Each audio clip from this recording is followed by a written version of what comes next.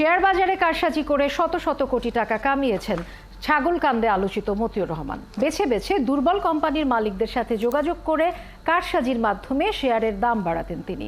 এমনকি প্রকাশ্যে শেয়ারের দাম 2 থেকে 3 গুণ বাড়ার ঘোষণা দিয়ে অপরাধ করলেও তার বিরুদ্ধে কোনো ব্যবস্থা নেয়নি নিয়ন্ত্রক সংস্থা।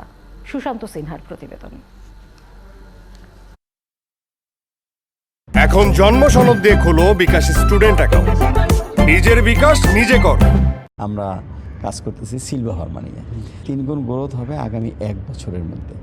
তাই এই ইনফরমেশনটা আপনি জানলেন। এখন আপনি যেমন শেয়ারের দাম আছে 16-17 টাকা, এই শেয়ারটা কিন্তু 1 বছর পর হয়ে যাবে 30-32 টাকা। এভাবেই পুঁজিবাজারে তালিকাভুক্ত সিলভা ফার্মার শেয়ারের দাম দ্বিগুণ 3 গুণ করার ঘোষণা দিয়েছিলেন এনবিআর এর সদস্য আলোচিত মতিউর রহমান।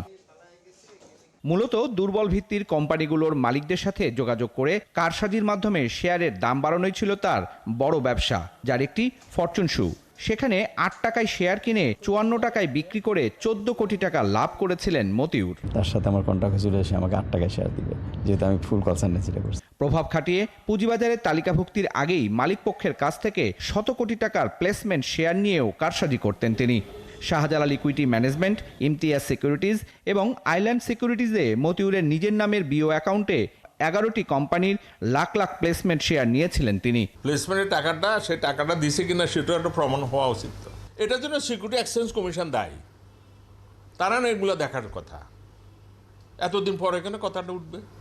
2 সন্তান অর্ণব ও ইস্পিতা, স্ত্রী শাম্মী আক্তার শিবলি এবং বোন নূর বেগম সহ আরও কয়েকটি বিও অ্যাকাউন্টে শেয়ার বাণিজ্যের মাধ্যমে শত কোটি টাকাও কামিয়েছেন মতিউর। মতিউর সাহেব ওনার আত্মীয় স্বজনের নামে যে অ্যাকাউন্টগুলো খুলেছিলেন শেয়ার আমাদের এখানে ছিল, কিন্তু বছরখানেক আগে উনি শেয়ারগুলো অন্য কোথাও ট্রান্সফার করে নিয়ে গেলেন। কারসাজি করে দুর্বল শেয়ারের দাম বাড়ানো এবং শেয়ারের দাম বাড়ার আগাম ঘোষণা দেওয়া পুঁজিবাজারের আইন পরিপন্থী। এ বিষয়ে অভিযোগ পেলে ব্যবস্থা নেওয়ার কথা বলছে বিএসইসি। ইনভেস্টিগেশনের মাধ্যমে যদি এটা বের করা যায় সেক্ষেত্রে হয়তোবা তাকে সিকিউরিটিজ আইন ভঙ্গের দায়ে তাকে সকল শেয়ারিং করে পরবর্তীতে ব্যবস্থা কমিশন নিতে পারবে। পুঁজিবাজারে মতিউরের সহযোগী ও সুবিধাভোগীদের বিষয়েও তদন্তের দাবি বিশ্লেষকদের। সুশান্ত সিনহা, 71, ঢাকা।